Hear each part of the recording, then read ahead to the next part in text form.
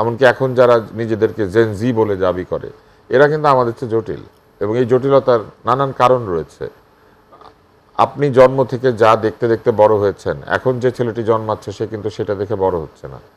এখন আমি ছোটবেলায় কাউকে অসভ্য গালিগালাজ করতে দেখি নাই, কিন্তু এখন ছেলে মেয়ের অসভ্য গালিগালাজ অভ্যস্ত হয়ে গিয়েছে, কারণ তারা প্রতিদিন এটা শোনে।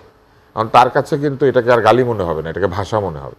তো এই কারণে আরেকটি বিষয় ঈদের একটু আনন্দ বলি যে পরিবর্তিত হয়। সেই সময়টাতে কি কিছুটা নির্মল ছিল, মানুষ সহজ ছিল, এখন কিছুটা জটিল হয়ে গেছে? মানুষ সহজ সবসময় থাকে, অতীতের মানুষ সবসময় সহজ থাকে, কারণ মানুষের জটিলতা তৈরি হয় সমাজে যে একটা প্রাযুক্তিক পরিবর্তন ঘটে এবং সমাজের যে অর্থনৈতিক উন্নতি ঘটে, সমাজের যে প্রতিযোগিতার ধরনগুলি বদলে যায়, এইসব কারণে মানুষ জটিলতর হয়।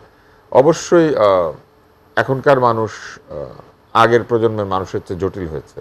এমনকি এখন যারা নিজেদেরকে জেন জি বলে দাবি করে, এরা কিন্তু আমাদের চেয়ে জটিল, এবং এই জটিলতার নানান কারণ রয়েছে। আপনি জন্ম থেকে যা দেখতে দেখতে বড় হয়েছেন, এখন যে ছেলেটি জন্মাচ্ছে সে কিন্তু সেটা দেখে বড় হচ্ছে না। এখন আমি ছোটবেলায় কাউকে অসভ্য গালিগালাজ করতে দেখি নাই, কিন্তু এখন ছেলে মেয়ের অসভ্য গালিগালাজ অভ্যস্ত হয়ে গিয়েছে, কারণ তারা প্রতিদিন এটা শোনে। কারণ তার কাছে কিন্তু এটাকে আর গালি মনে হবে না, এটাকে ভাষা মনে হবে। সে ভাববে যে এইভাবেই লোকজন কথা বলে। তো সেই কারণে মানুষের পরিবর্তন সময়ের সাথে সাথে ঘটে।